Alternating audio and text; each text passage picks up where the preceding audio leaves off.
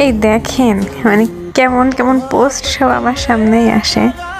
একটা অবিবাহিত ছেলে গিয়ে এক বাচ্চার মাকে ভালোবাসতে পারে? আরে ভাই, 2-3 বাচ্চার মাকেও নায়িকা মনে হয় তাদের কাছে।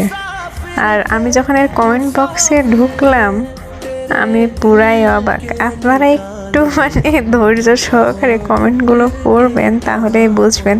আমার হাজবেন্ড তো অনেক আগের থেকেই বলে যে প্রথম বর বর, পরেরগুলা যারা করছে তারাই জানে যে তারা কখনোই সুখী হইতে পারেনি, পারবেও না। তবে কিছু কিছু ক্ষেত্রে হয়তো ভিন্ন হইতে পারে, যেমন 100 জনের ভিতরে হয়তো আপনার 90 জন 80 জন মতো তারা সুখী না, বাকি 10-15 জন মতো ধরলাম সুখী। কিন্তু তারপরও যে বাচ্চা কাচ্চা রেখে কেমনে ভাই, এইগুলো ভাবলেও তো এখন মাথার উপর দিয়ে যায় সব।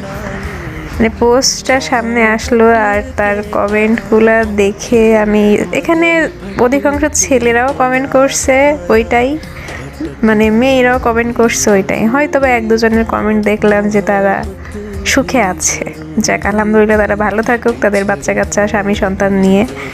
আর বাদ বাকি যারা কমেন্ট করছেন তাদের দুঃখের জন্য সমবেদনা জানাই। এছাড়া আর কি করবো বলেন, কি সব আজব আজব পোস্ট করে মানুষ, আল্লাহই ভালো জানে। আল্লাহ।